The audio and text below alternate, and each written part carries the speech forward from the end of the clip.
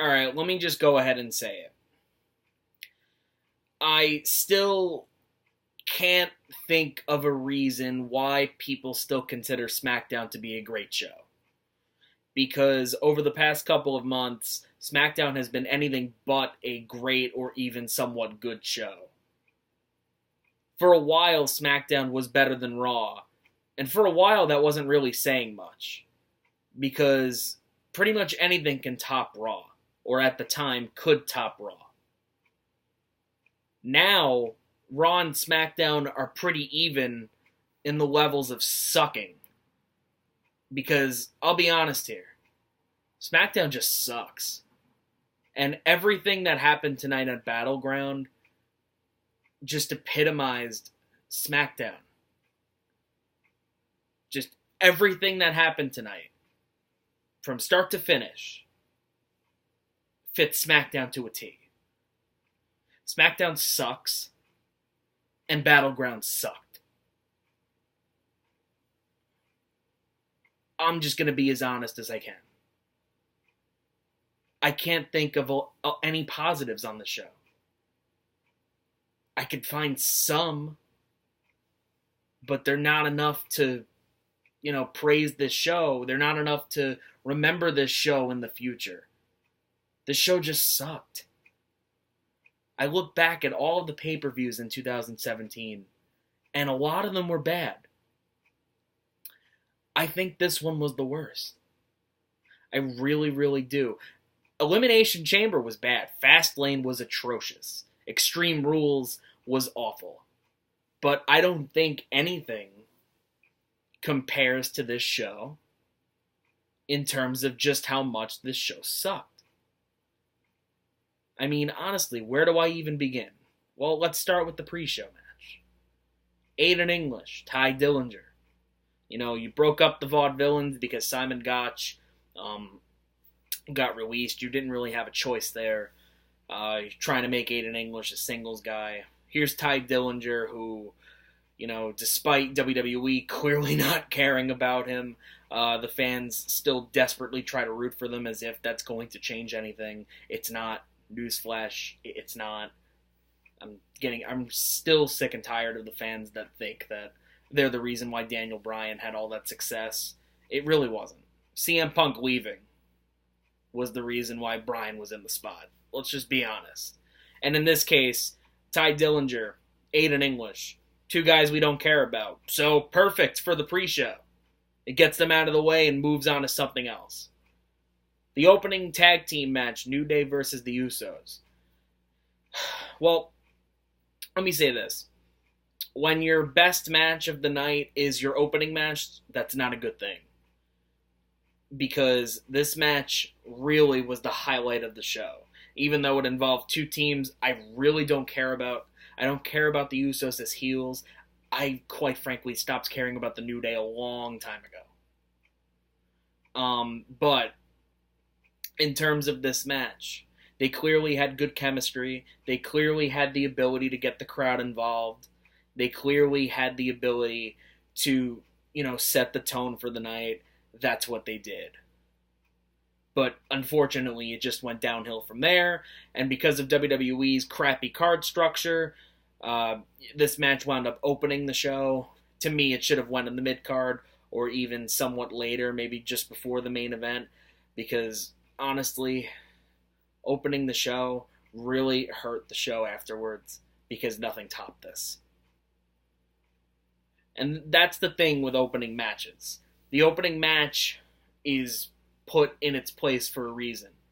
One, because it's supposed to be the table setter. It's supposed to get the crowd involved with it in the match. It's supposed to get the crowd into the night in general.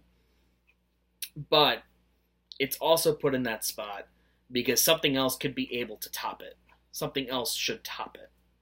And nothing else on this night topped it. Everything else that happened on this night just quite frankly sucked. I mean, let's be honest. Nakamura versus Baron Corbin. The chemistry was off. The storytelling in this is off. And here's the thing. Nakamura, you see him in NXT.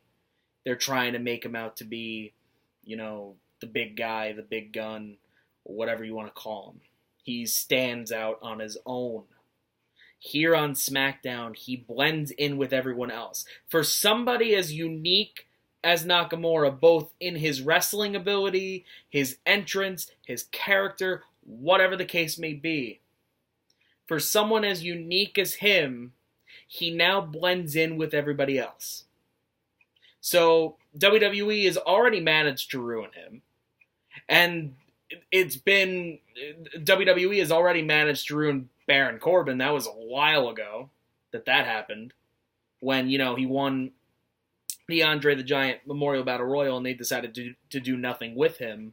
Then they decided to put the Money in the Bank briefcase on him, and they booked him like crap after that, like I predicted they would.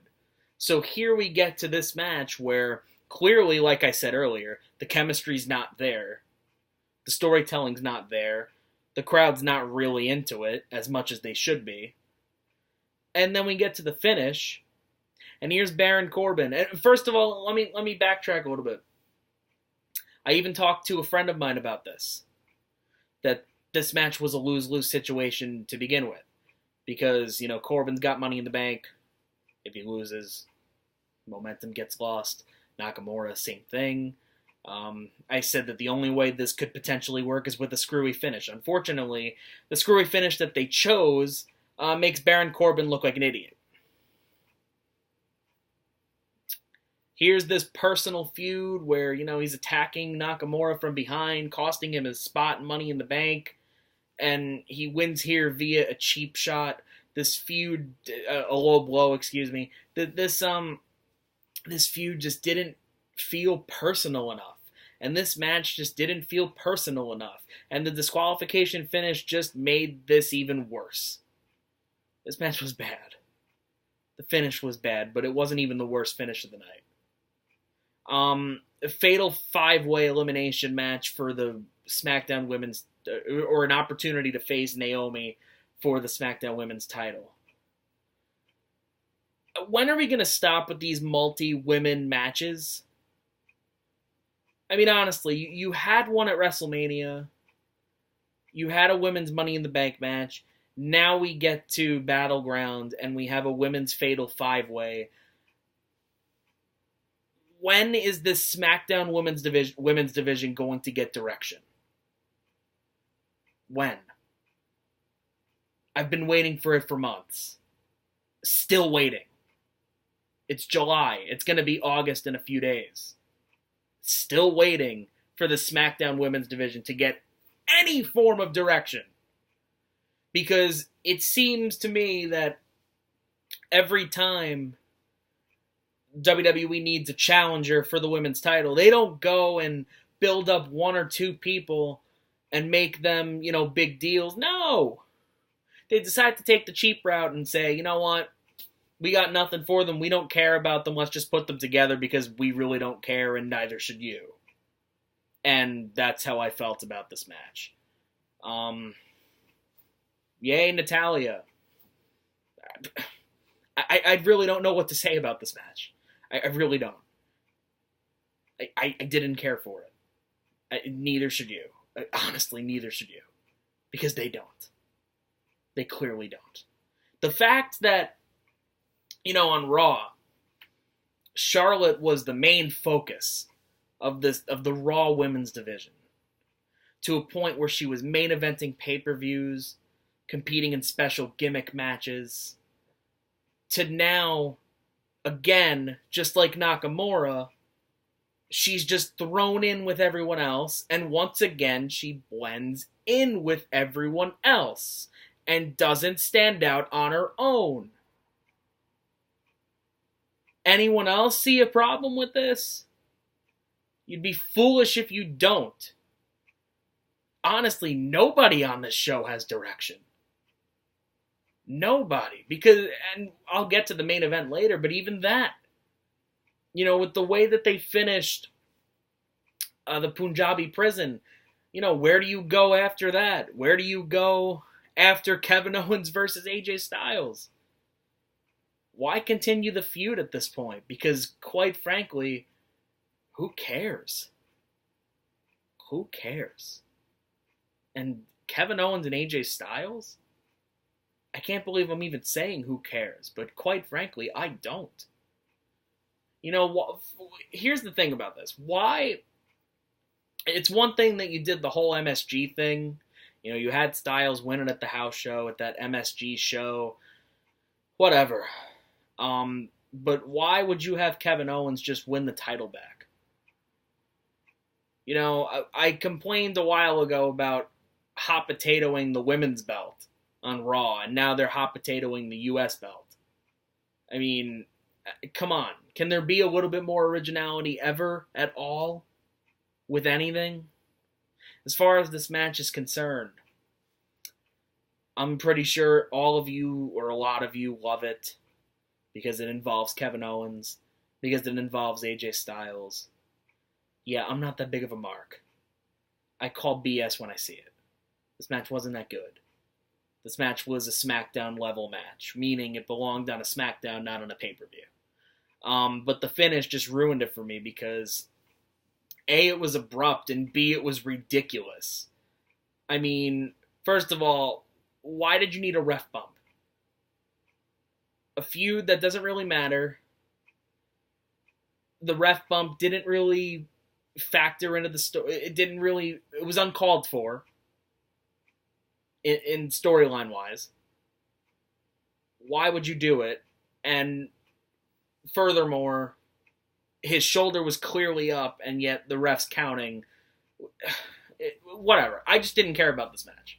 I really didn't. And I certainly didn't care about John Cena versus Rusev.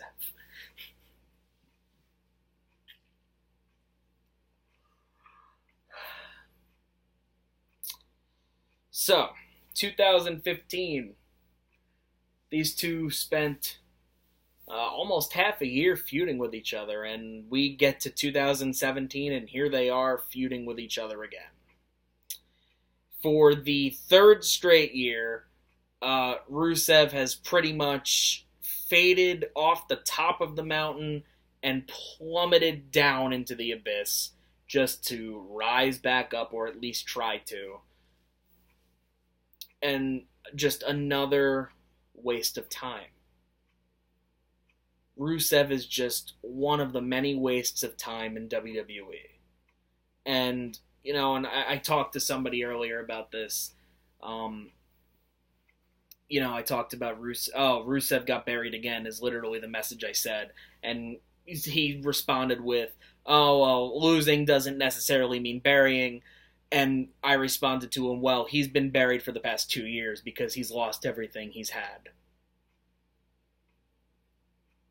So, him losing to Super Cena again for, I don't know, the fourth time in 2 years in a big pay-per-view match, it's kind of the equivalent of being buried. Sorry, but again, I don't care about Rusev. Because if you're not going to book him correctly, why should I care? Why should I care? And why should you? I mean, come on. First of all, this whole US versus Russia thing, I think it was Schleg Daddy that pointed this out. You know, US versus Bulgaria. Why the hell is US fighting their own ally? I'm just saying. You know, it made more sense when Rusev did the Russia thing. Because they were feuding. But of course we can't do that now because Linda McMahon, that's why. Figures. McMahon ruins everything. McMahon's ruined pretty much every good character that the WWE has had. Every promising young character. A lot of them. Yeah, this flag match. I don't know why we needed it. If it was just to give Cena something to do, you might as well should have just waited for SummerSlam. Instead of wasting Rusev, instead of wasting my time, instead of wasting your time. Speaking of wasting time, Sami Zayn. Another waste of time. Honestly, like I'm trying to find positives. I'm trying to find positives. I can't. I can't. Sami Zayn versus Mike Kanellis. It still bothers me that he uses her last name. I'm sure it bothers a lot of you too, and it still kind of makes me laugh. One positive I could say is Mike Kanellis' theme song. The theme song definitely fits their character. At the same time, though, just another example of somebody who should be standing out, and instead it's just somebody blending in and not getting over. And you can tell when you look into their faces and you see them trying to force a smile that they hate that gimmick. You can tell. And that's a shame because here's a guy in Mike Kanellis and a woman like Maria Kanellis who were well above over in TNA, who did some pretty good things in TNA. And here they are in WWE. Once again, they're ruined. Pretty much the norm. Then we get to the Punjabi Prison. Now, here's one question I have, and this is just a small nitpick, but both cages are lowered. Ref rings the bell, and then he decides to close the doors.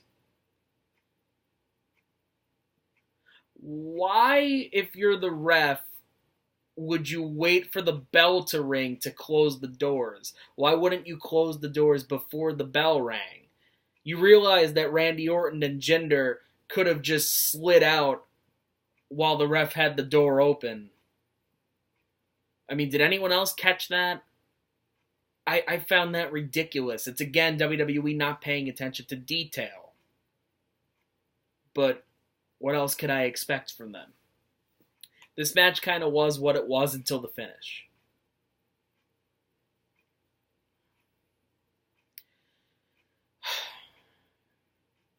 Yeah, because putting Great Khali in the main event scene the first time worked really well, right? No, it didn't. And here we go once again with, the only way the Breakfast Club can lose is due to shenanigans. We already had the Singh brothers interfere. Why not just add in the Great Khali? And at that point, I didn't care anymore.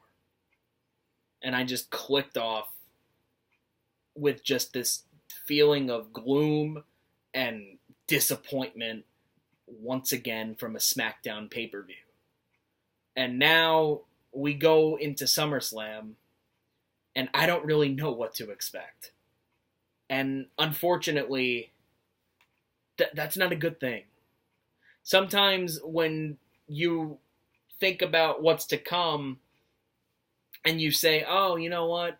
They can literally go a million different directions. I'm really curious as to what they do. That's not always a good thing, because 9 times out of 10, they go in the opposite direction, and they do everything you don't want them to do. It's happened before. See every WrestleMania in the past 3 years. It's happened. See every SummerSlam in the past 3 years. It's happened. They have a terrible track record. So, for those of you who are saying, well, why don't you let me just imitate you. Why don't you use that power of positivity? Well, there's no reason to be positive. I'm giving it to you straight. This show sucked. SmackDown sucks. And I have a feeling that SummerSlam is really, really going to suck.